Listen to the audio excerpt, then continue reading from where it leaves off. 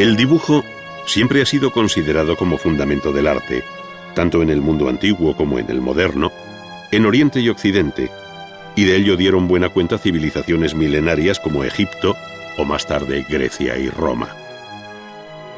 Pero fue a partir del Renacimiento cuando el dibujo cobró una especial importancia. Se crearon academias del diseño, como la que en Florencia estableció Cosme de Medici, mientras que Vasari dedicaba sus conocidas vidas a los maestros del dibujo, es decir, a los arquitectos, escultores, pintores, orfebres y demás artistas que tenían su común fundamento en el dibujo.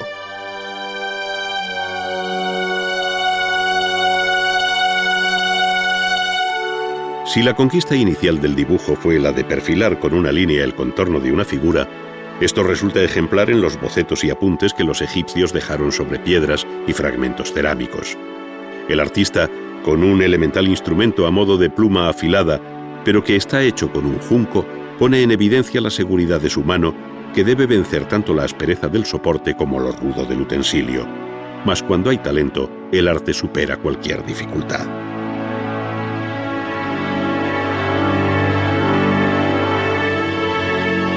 Otro tanto sucede con la superficie rugosa del papiro, ese gran hallazgo que antecedió al papel, hecho con el núcleo fibroso de aquella planta abundante en el Nilo que los griegos llamaron papiros.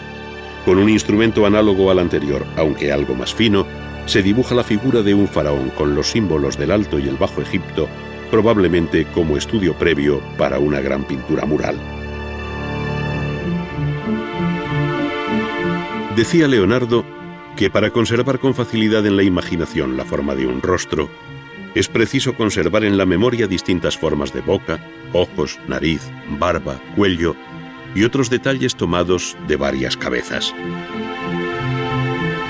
En esta ocasión vamos a asistir a la ejecución de un dibujo al modo de Leonardo sobre un papel previamente teñido, utilizando la punta de plata.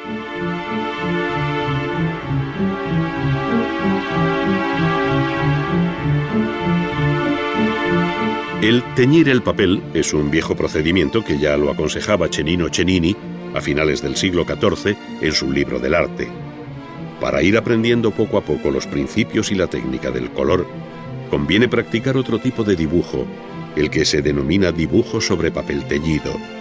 Puedes hacer tus tinturas rosadas, violetas, verdes, azuladas, grisáceas o como te plazca, pues todas requieren el mismo temple y el mismo tiempo para moler los colores, y en todas se dibuja de la misma forma. Es decir, se trata de preparar una solución en la que se trituran y mezclan en el mortero albayalde e índigo macabeo, como recomendaba Cennini para obtener el azul, añadiéndose luego la cola templada. La mezcla obtenida debe ser muy líquida para que el pincel corra bien sobre el papel, que recibe por ambas caras varias manos en distintas direcciones, dejando un tiempo de secado entre una y otra aplicación.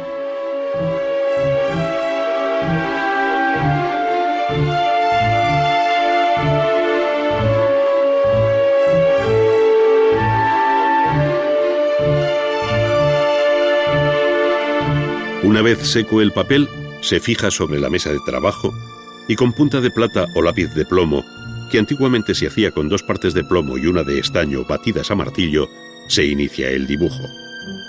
Entre los leves trazos iniciales de tanteo y el decidido dibujo final, va emergiendo la cabeza del que se cree estudio preparatorio para el San Pedro de la Última Cena, de Leonardo.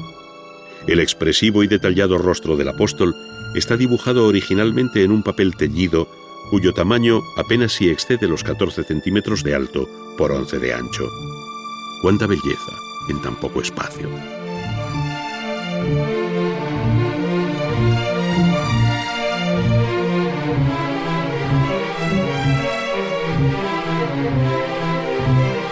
El dibujo original de Leonardo está repasado a tinta, por lo que es necesario preparar una pluma de ave, dejando libre de barbas el canutillo o barril central, reduciendo su longitud y cortando con especial cuidado la punta.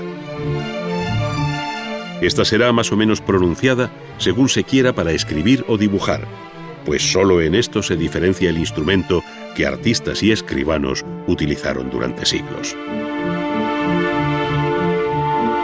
Por otra parte, la tinta requiere también una cuidadosa elaboración según el tipo de que se trate.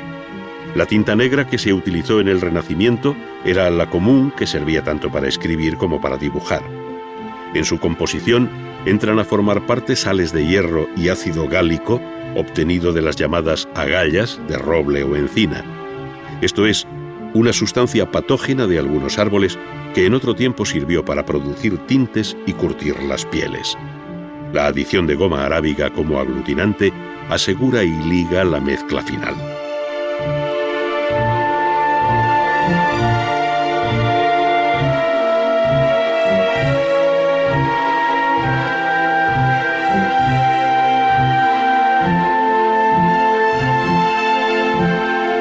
Con la misma seguridad que con la punta de plata, pero con más cuidado para que la tinta no eche a perder el dibujo, se van repasando las líneas y rasgos más expresivos de la cabeza, que con unos leves trazos adquiere mayor fuerza si cabe.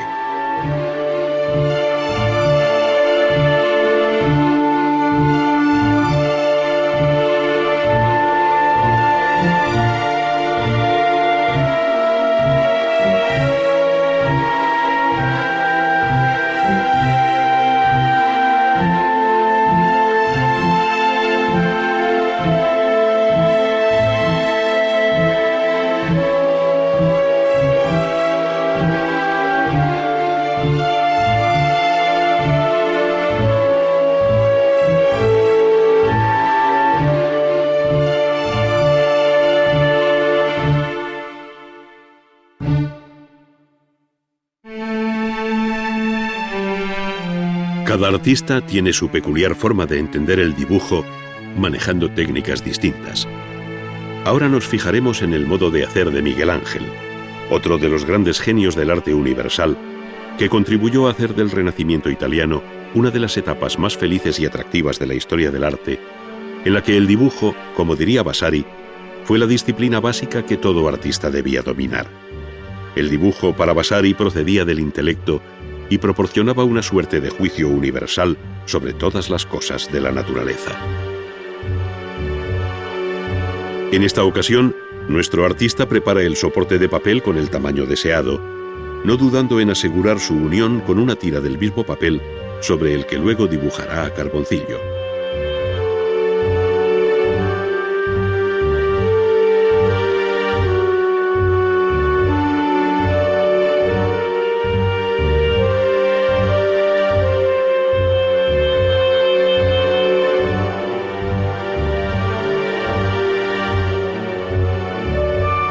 Este procedimiento, muy antiguo y muy actual en la historia del dibujo, utiliza un pequeño bastón negro obtenido de la combustión lenta de pequeños palos de madera.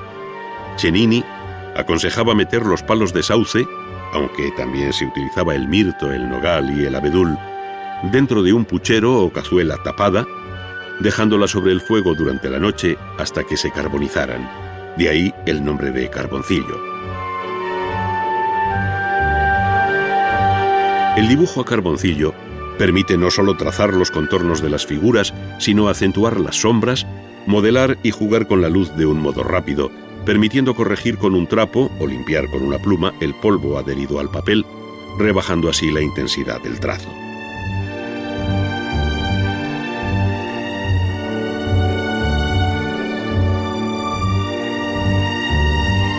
En la copia de esta Madonna con el niño, puede observarse la fuerza con que Miguel Ángel interpretó los cuerpos infantiles, dotándolos de la corpulencia y musculatura propias de un adulto.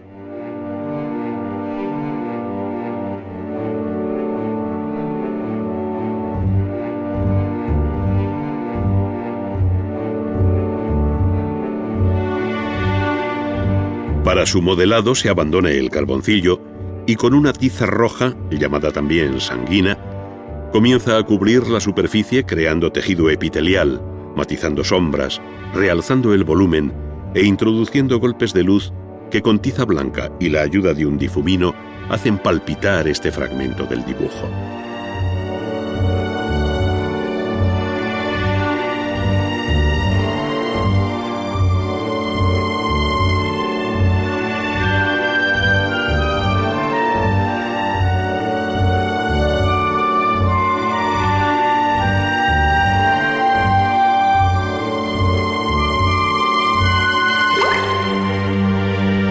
Los límites que separan el dibujo de la pintura no son siempre muy precisos, pues ya decía el gran pintor francés Ingres que el dibujo comprende las 3/4 partes y media de lo que constituye la pintura y que el dibujo lo contiene todo, excepto el matiz.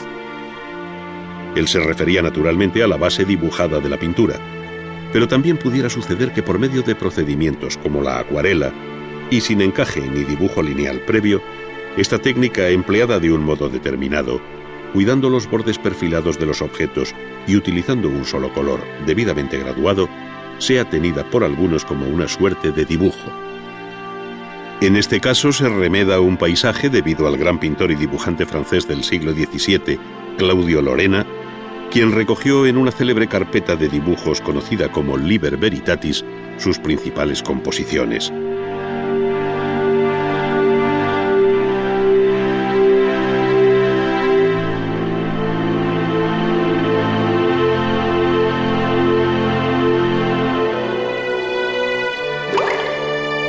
La rompedora imagen de la producción artística del siglo XX, que tiende hacia el informalismo y la abstracción, incluso en el arte figurativo, se caracteriza por el modo libre de su técnica, mientras que apenas si varían sus instrumentos. En muy poco se diferencia el estudio de un pintor del siglo XVII de otro del siglo XX.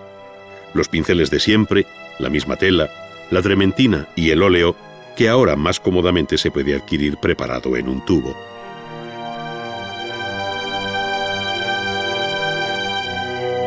Lo que sí varía de un modo radical es el concepto de la pintura y su técnica de ejecución, dando paso a una acción que tiene mucho de intuitiva, en la que el boceto y la obra acabada se identifican sobre el mismo lienzo. Así lo hicieron muchos de los grandes nombres de la pintura del siglo XX, entre los que cabe citar al escultor y pintor suizo Alberto Giacometti. Aquí se ve el modo de trabajar de este artista, que sin boceto ni dibujo previo, acomete un retrato femenino utilizando el pincel como si fuera un carboncillo, aunque en realidad se trate de una pintura al óleo. Sin duda, el movimiento de la mano y el pincel se asemeja más al de un dibujante que al de un pintor tradicional. Giacometti, como otros hombres de su tiempo, dio la espalda al procedimiento académico, viéndose en él también al escultor que fue, tendiendo a dar fuerza expresiva al dibujo sin apenas recursos cromáticos. Resulta muy significativo el modo de tratar la cabeza, zona a la que el pintor va y vuelve repetidamente, obsesionado por hacer visibles los rasgos ocultos del modelo que le parecen más característicos. Ello le lleva a borrar totalmente el rostro y volver a él, no tanto por una cuestión de perfección formal, como para conseguir el escondido objetivo de su ser. Giacometti decía con gran preocupación que cuanto más se trabaja en un cuadro, más imposible resulta acabarlo. Algo de esta angustia se percibe aquí, en aquel ir y venir al lienzo, donde se esconden otros muchos rostros que por exigencia e insatisfacción fueron condenados a su desaparición. Lejos de la pincelada fundida, del color matizado, de las veladuras y otros tantos recursos pictóricos comunes en la historia de la pintura, el grafismo de la obra insiste en la fuerza del trazo cruzado, yuxtapuesto y discontinuo. Y sin perder pie en la visión figurativa del objeto, el resultado parece pertenecer a otro mundo formal, fuertemente intelectualizado, que parece decir adiós a la naturaleza que en otro tiempo inspirara a Leonardo.